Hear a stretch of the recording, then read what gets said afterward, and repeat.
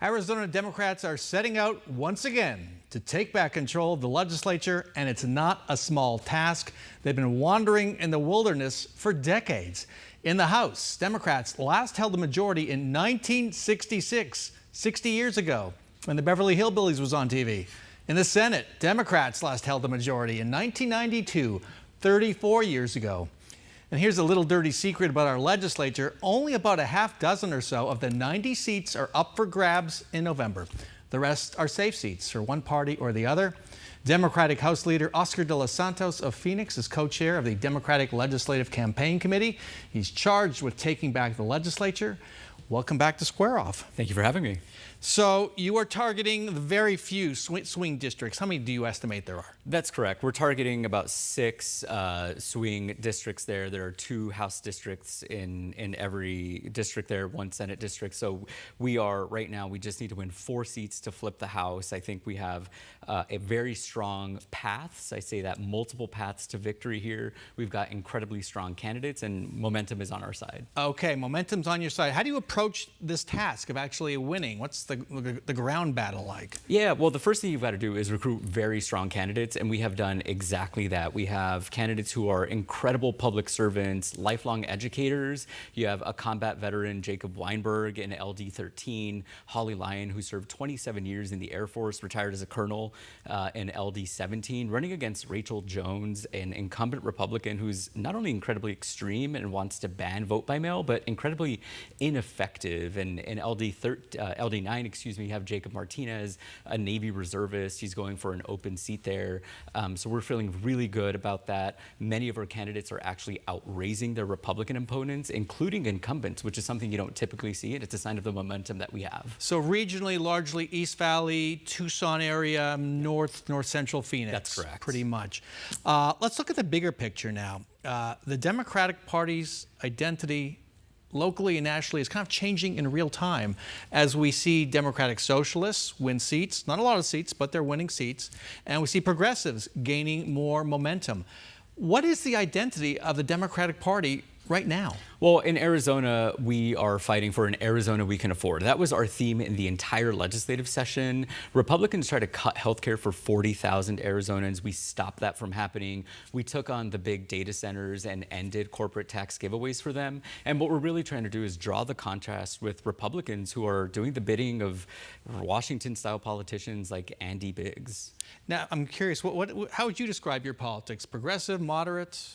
My personal politics, yeah. Listen, I'm a big tent Democrat is how I think of myself, and in some districts we have incredible progressives, in other districts we have people who are moderates, and we need to welcome everybody into the party because Arizona is big and diverse, and so is the Democratic Party, and that's how we represent our people. It seems like, though, nationally at least, the big tent is becoming a problem for Democrats when you have progressives winning. We're going to have the first Democratic Socialist in the legislature next year, first one to identify as a Democratic Socialist. Not in this person's case, but it's come to represent a group that is for defunding the police, defunding Israel, those kinds of things. How concerned are you that's going to rub off on your candidates? Not particularly concerned. The fact is, the voters have made their choice clear, and unlike Republicans, we respect the will of the voters. And the truth is that if there's anyone who is extreme in Arizona, it's the Republicans. You talk about defunding the police. It was the Republicans who moved forward HCR 2040, which was a direct attack on police unions. It would have abolished and banned all of the police unions in the state of Arizona. Luckily, a court struck that down as unconstitutional just this week. But the fact is, if you're looking at who's attacking public safety, who's attacking police officers, it's the Republican Party. But you see what's happening nationally. This has become a theme of the Republicans this campaign season. They've focused on socialists, communists. That's the latest approach. How concerned are you that rubs off?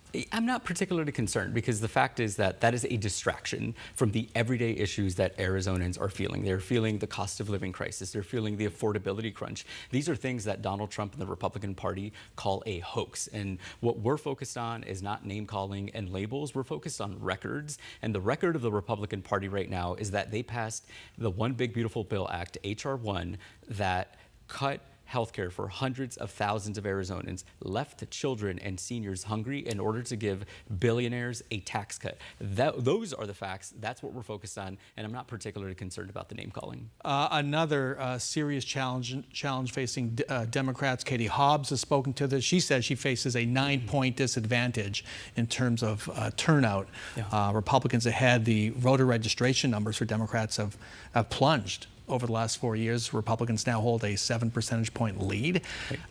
What's gone wrong? Why are the Democratic numbers going south? Well, I think what you're seeing, interestingly, is actually a bit of a rebound in recent months. Democratic Party registration numbers have started to exceed new Republican registrations. That's a sign of positivity. But really the big question we have to answer is the independents. The independents are the biggest voting bloc in the state of Arizona. But they don't vote nearly in the numbers you see on paper, right? They're a third of all voters. They're not registered. Right. They don't belong to a party, but they don't vote nearly that percentage. Right. But listen, those are the voters who are the make or break voters. And that is how Governor Hobbs won. That's how Attorney General Mays won. That's how Secretary Fontes, Senators Kelly and Gallego won. So merely because Democrats are at a voter registration disadvantage does not mean that we can't win elections. We've proven it over and over and over again that we can win, and we have won. But haven't won the legislature. Not yet. Wait till this November. Face challenges this November statewide as well. But again, can you explain why registration just fell off a cliff? You know, I think the truth is people have lost confidence in many ways in both political parties, including the Democratic Party. And what they want to see, I think, is a resurgence and a renewal of candidates and real public servants who are putting the state above their party. I think we're building toward that. I think, you know, I accept the criticisms of the Democratic Party that the voters have had. It's been clear in the voter registration, and it's my task to repair that. And I think we do that by being laser focused on the issues they actually care about, and that right now is lowering costs. Okay, so you mentioned criticism. Name one criticism you're really taking to heart. I think one thing we've heard from voters is that Democrats have been all over the place in terms of their focus. They sort of take on too many issues is something that I've personally heard about, and we've made a concerted effort to say, okay, we really need to start prioritizing certain issues, and that's why you saw this legislative session, every single thing we talked about was tied back to one thing, which was affordability and the cost of living. All right, got to end it there. Leader De Los Santos, thanks very much for joining us. Thank you for having me. Best of luck. Thank you.